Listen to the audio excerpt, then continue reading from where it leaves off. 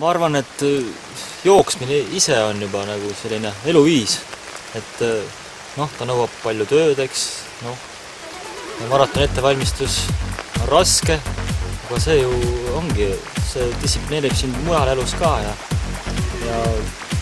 kui sa selle maratoni ükskord jõuad, eks, siis sul on valus, raske lõpus, samas finišis su hing laulab.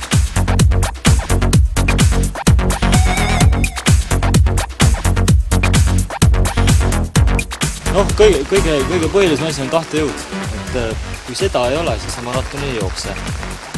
Pead natukene, maraton iseenesest ei ole raske läbida, aga pead natukene eeltööd tegema, treenima vähemalt 3 korda nädalas, et keha viia sellisele tasemele, et ta suudaks selle 42 kilomeetrit läbi taluda. Muidu ta ei kesta. Kehaga alguses ei toimu mitte midagi. Kõik on mõnus, fun, rahvas ümberringi, jooksed. Kehaga hakkab toimuma alles distantsi teisel poolel, kui lähevad lihased krampi lihtsalt. Aga siis tulebki sul see keha väsib ära, lihased on kanged, siis tulebki inimese tahtejõud tuleb nagu mängu. Et sunnid ennast tagant, et ikkagi lõpetada see distants ja kui sa lõpuni oled jõudnud, siis on kõik hästi.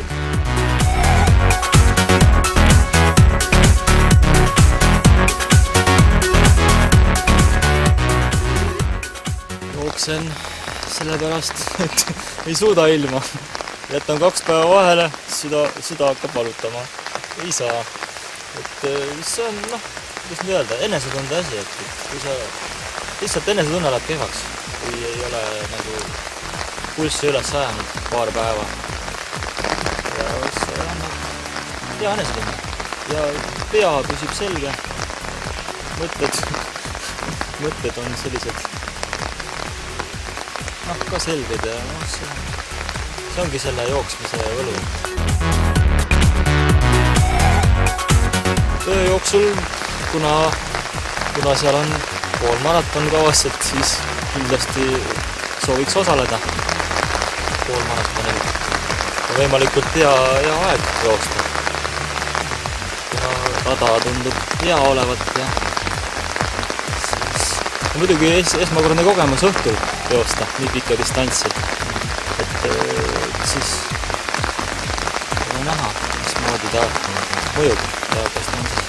Ma loodan, et positiivselt. Eesti ööjooks Rakveres, tule sinagi!